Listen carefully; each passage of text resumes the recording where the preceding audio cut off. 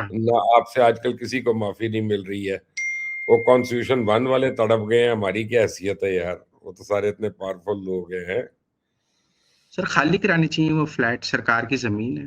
मैंने अगर बिल्कुल। सरकार की 4 फुट जमीन आगे अपने घर के आगे ग्रीन बेल्ट बनाई हो तो सरकार आगे वो क्रेन चला देती है, तो ये तो सरकार की जमीन है, सरकार को वापस मिलनी चाहिए। नहीं बिल्कुल, उन उसमें कोई उनसे दो राय नहीं। उनसे उनसे फ्रॉड किया है बीएनपी ने, बीएनपी जाने और वो जाने, वो पर्चे कराएं जाके बीएनपी के ऊपर। मैं यहाँ पे आपसे इख्तलाफ करता हूँ। पहली बात पे मैं आपसे मुत्तफिक हूँ। मैं कह रहा हूँ कि सीडीए में या जो भी मुजाज अथॉरिटीज हैं जिसमें जिधर इतने साल लोगों ने एनओसीज लेके यानी पैसे लेके एनओसीज दिए, उसकी कंस्ट्रक्शन जारी करवाई, रखी, उसका अप्रूवल दी, बिल्डिंग प्लान पास किए, सब कुछ किया, ये एक रात में तो हुआ नहीं है। तो जो जो जिम्मेदार है उसको भी 14 साल कैद होनी चाहिए। ये खत्म मैं कर दे आपसे इस मुल्क को। मैं आपसे मुत्तफिक, इस हद तक मैं ब्यूरोक्रेट को मुत्तफिक हटाना हो। नहीं। और मैं कहता हूँ जी 2005 में जो इंटीरियर मिनिस्टर था 2005 में, कौन था पाकिस्तान का इंटीरियर मिनिस्टर मुशर्रफ के दौर में 2005 में? पहले उसको यार पकड़ना चाहिए। उसके दौर में सब ये कुछ, अलॉटमेंट हुए। लेकिन सरकार की जमीन सरकार को मिलनी मैं चाहिए। उससे एग्री कर रहा हूँ आपकी बात से हाँ। कि अगर कच्ची बात ही मुझे वहां जिसके पास जो फ्लैट है, मुझे उससे कोई हमदर्दी नहीं है। जिस तरह कच्ची आबादियां गिरा दी जाती हैं, जिस तरह नाजायज तजावजात गिरा दी जाती हैं, जिस तरह हम आपके घर के बाहर रैंपो गिरा दिया जाता है, वैसे वन कॉन्स्टिट्यूशनल एवेन्यू भी के साथ भी वही सलूक होना अल्हम्दुलिल्लाह, चाहिए। मैंने तो कभी गैर कानूनी रैंप नहीं बनाया, लेकिन मैं हम्म। आपसे मुत्तफिक उस वाइज के मैं कह रहा हूँ कि बाबू जो यहाँ से पैसे लेके पुर्तगाल की शहरियत लेते हैं ना, उनका भी एहतसाब होना चाहिए। बिल्कुल होना चाहिए।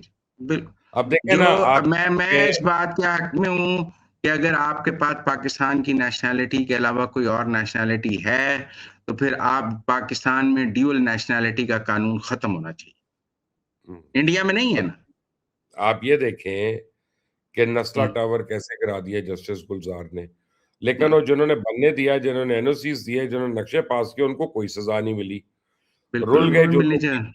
बिल्कुल। ये मैं जो था क्या कहते हैं गोल्फ क्लब, क्या था हमारा रॉयल पाम, आठ हम्म, नौ साल जब तक लॉस में चल रहा था, किसी को हम्म, ख्याल नहीं आया।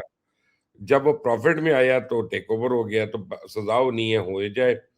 लेकिन फिर वो जनरल दुरानी वगैरह जिन्होंने वो दिया था, उनकी भी सजा होनी चाहिए ना।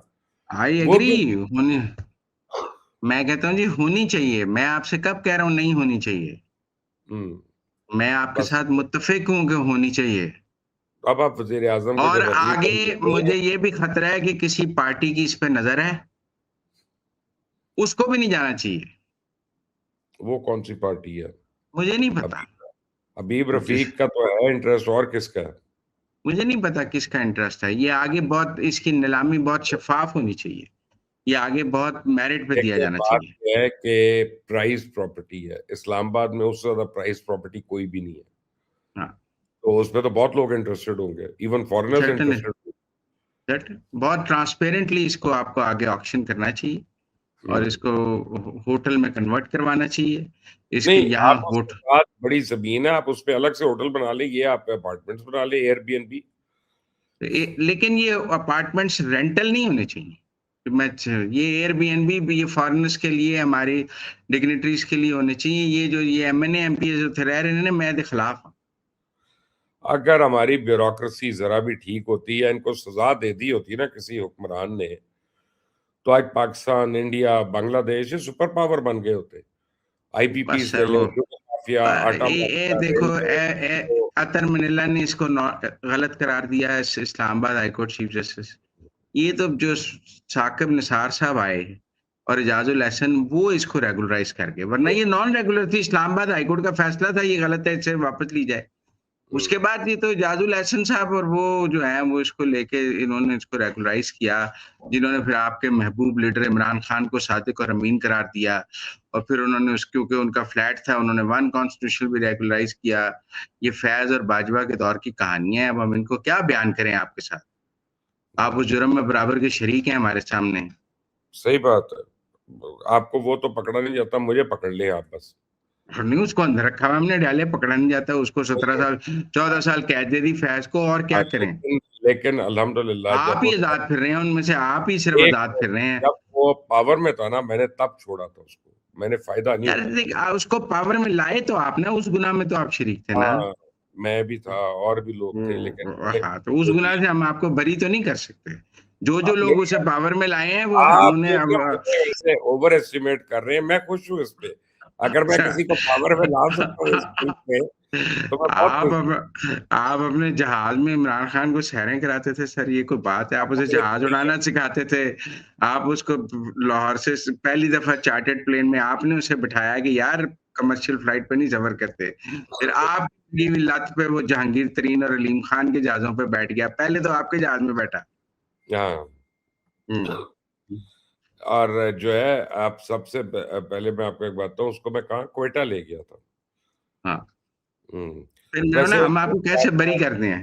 मज़े की बात है, आप ना तो जजों को हाथ लगा सकते हैं, ना ब्यूरोक्रेसी को, तो बस फिर सीटीए हो, बरी इमाम हो, ये कच्ची बाजियाँ ही गिराएगी नहीं, बरी नहीं इमाम। जी, एजाजुल एहसन और साकिब निसार दोनों पे एफआईआर होनी चाहिए। और उस एफआईआर का फ़ॉलो अप कौन करेगा?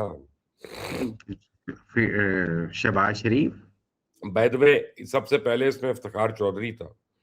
बेटा अरसलान जो था ना, वो लेके आया था ये और उसपे सुओ मोटो कराया था उसने। हुँ, याद करें वो। तो ये बिल्कुल बीमारी वहाँ से शुरू हुई हुई है। तो बीमारी पाकिस्तान की बीमारी सूमोटो है। हुँ।